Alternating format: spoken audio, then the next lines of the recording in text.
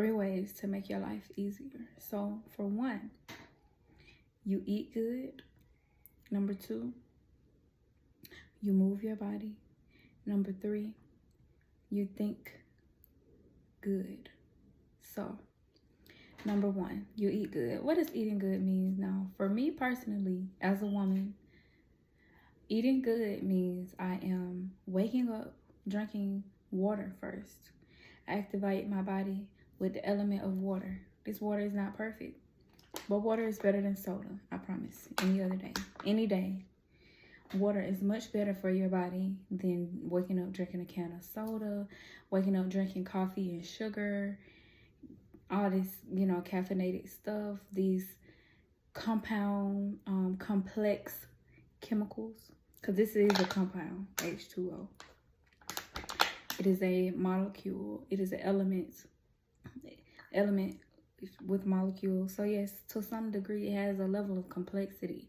But when I say complex, I am talking about coffee, cream, sugar, Red Bull, anything that is not H2O. Okay? So, yeah, when I wake up, I drink a bottle of water or spring water if I have it.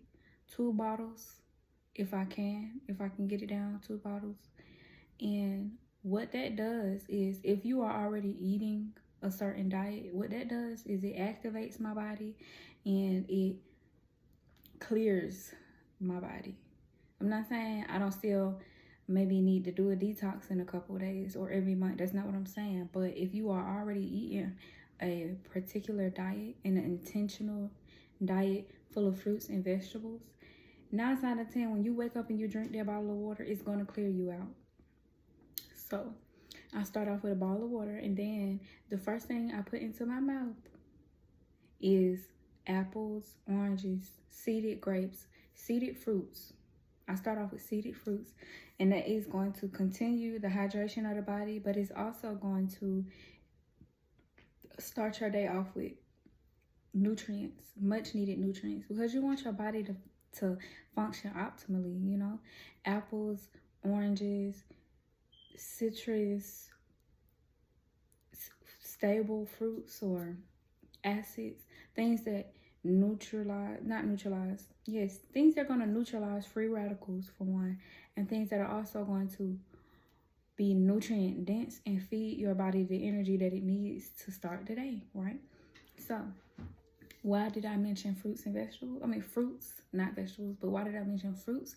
Well, for one, a lot of times in the traditional household, you're waking up, you're probably drinking orange juice, and then you're going to eat a sausage biscuit or grits, eggs, and bacon and toast. All of these complex meats, sugars, starches, all of these things that your body is going to have to pause and process. So your body is not just digesting this stuff. Like, digestion is a process within itself, which starts in the mouth, as a matter of fact. So just think about this. If you are eating something that in some cases you can barely chew all the way through, I mean down to the, whatever, you're chewing it first, and then you swallow it down, and it goes down your digestive tract, and it goes into your stomach, so it can get your stomach is producing bile, so it can break these things down. But we, in a traditional household, we are eating things that the body is having a hard time breaking down. So that's one thing. So the importance of the fruits and vegetables is because that is energy your body can process fairly quickly. So you eat your apples, your oranges, strawberries, blueberries, brain foods, stomach digestive foods, just foods that give your body energy, so when you eat them, you're not sitting there like, oh, that was good. What I gotta do today? Maybe I should take a nap. You just woke up. So there's no need for you to eat food that is gonna land you right back in the bed, right? So eating, you eat good, right? And then after that, if you can, eat some vegetables. Eat a fresh salad, If you prefer them cook them. we all start somewhere. Cook them, cook your fruits. Cook your vegetables if you want to cook them to make them more palatable. But you need to start your day off right, and you need to, in general, eat right. Okay, so that's one thing. The second thing, oh yeah, and teas too. Let me not forget about the teas. So today, I woke up this morning, I drank a bottle of water. Second thing that I consumed was an apple. And then I had already prepared some tea. So I had the tea sitting in my thermos. And I went out to run some errands, get my laptop checked out. And I took my tea with me. I sipped on my tea. Tea felt good. And I noticed that depending on the kind of tea that you make for yourself, do it intuitively for one. There's a wonderful magic on being spirit-led when you are consuming things, because your body, your mind, spirit, all of it is, when it is in alignment and when you are paying attention to it, it tells you what you need. But I digress. I drank my tea, and I ain't gonna lie, I went to the grocery store and I got me some Siete chips. Now, these are chips. These are junk foods. But if you are a person who eats a vegan lifestyle diet and you like junk, I highly recommend Siete chips.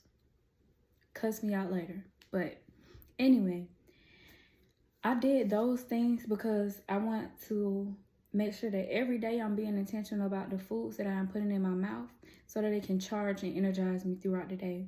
So I don't wake up and eat biscuits and stuff. So even if it is vegan, I just feel like if you want to have an active day, that is a great place to start. Eating light foods, fresh, refreshing foods. Okay, so yeah, there's that.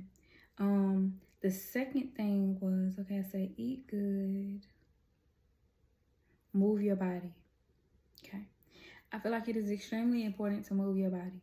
When people are in positions where they can't take the best care of themselves and they are laying down all day, one of the biggest issues is bed sores. Okay, now just remember that, right? The bed sores are coming from being stagnant, not being able to get up and move your body the way it is intended to be used and utilized and moved. You're supposed to be able to move around. Your circulation, the blood that flows throughout your body and carries oxygen and nutrients throughout your body. If you are laying down all day, it literally has a harder time doing its job versus if you are standing up, moving your body, stretching, reminding your body that you are in fact alive. You know what I'm saying? One of the things they say is if you don't use it, you lose it. That is so true. If you don't use it, you lose it. So if you're not walking, if you're not picking things up, if you're not doing push-ups, even if it's one damn push-up, if you're not moving your body, or if you're not using your brain, because your brain is a part of your body, whatever you are not using is 9 times out of 10 declining. So if you're not speaking intentionally, if you're not moving your body intentionally, if you're just okay with being doing nothing, it's just gonna lead to nothingness. And an object in motion stays in motion unless acted on by an outside force. So if you are moving, you're going to continue to move.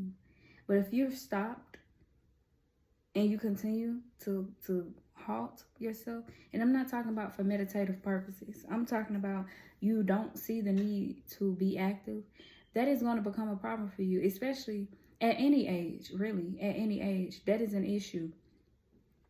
And I know a lot of people put emphasis on it when they are older, but in reality, that is something that needs to be handled as soon as you come into the awareness that it is something that you should be doing. Whether you're 10, 15, 20, 25, 30, 35, 40, you need to be moving your body. You know what I'm saying? So yeah, there's that. A perfect example of that is I am naturally flexible. I naturally have the gift of flexibility. But do you know how unnatural it would feel if I go a whole year without stretching my body and then I turn around and try to do those exact same stretches? Now, what felt natural to me at some point in time.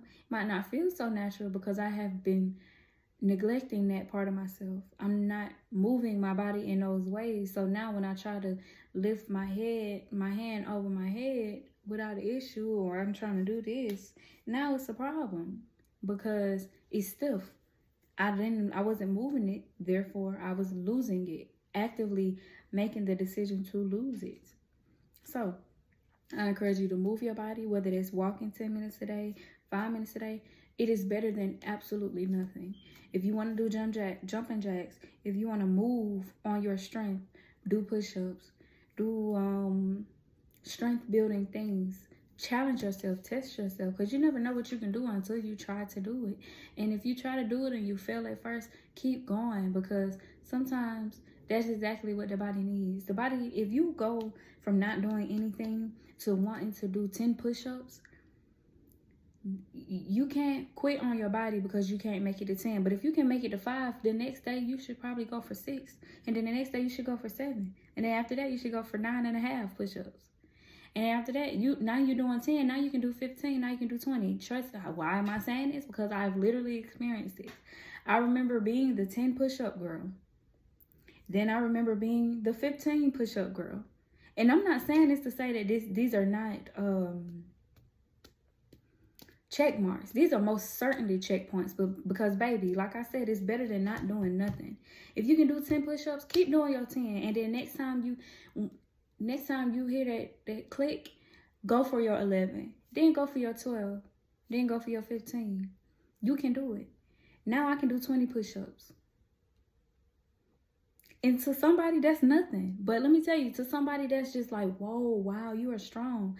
But let me tell you something. There is nothing that I am doing or can do that cannot be done by anybody else. As a matter of fact, I can be doing 20 push-ups and fall off for some days. You start doing your push-ups and you focus on doing and elevating your push-ups for a whole month straight. Now you're doing 30 and I'm still at 20 because I wasn't using it. You use it, so you continue to grow it. You don't use it, you lose it. You decline it. Okay? So, yeah, moving your body, flexibility too. Like, even if you are not naturally flexible, you can surpass me by simply stretching. Because again, if I'm not using it, it's got to do something. We either going here or we're going there. When it comes down to stretching, I can either, if I'm used to doing this, I can keep it here. This is neutral for me. I can go further or I can be lazy and do this. Right? So we're either being neutral, okay with where we are right now, we are declining, or we are moving forward. We're either 0, negative, or positive, right? So it's always best to do those things that are gonna like best serve you and make you feel better, you know? So move your body, like, and move through your body in more places than just physical fitness, but moving in the directions that you want to be in. Like, I was talking to a close friend of mine, and one thing we have been discussing is being around other like-minded people. You have to go to those places. You know, you're not gonna, yes, your imagination is beautiful, and it is so very important, which is my next point. It is so very important to hone in, tap in, pay attention to, and shape and mold your imagination. Don't let your imagination work on you. You work on your imagination and you experience the fruits of that labor, right? So the third one is your thinking, your mind. 3 things that'll improve your life: your eating, your movement, and your mind. So what is it about the mind? Okay, let me tell you a few of my favorite audiobooks, and then we're going to a few favorite audiobooks, people, and then we're going to talk about that third point, okay? So I'm going to give you 3 of my favorite audiobooks.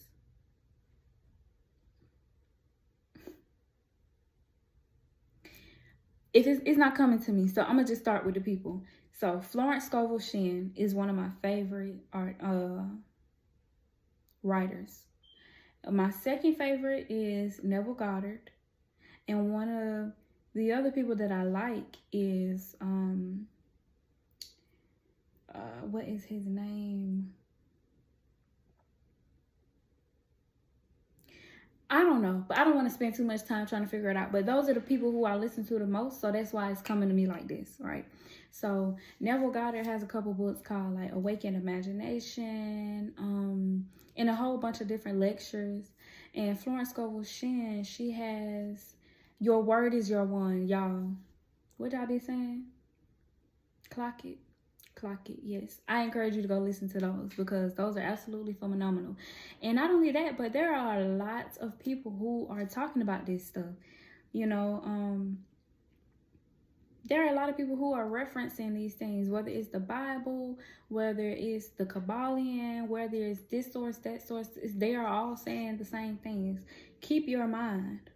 Your attention is what you are, is the energy that you are constantly pouring out into this space around you. What are you giving your attention to? You know, like, so I'll give you a personal example.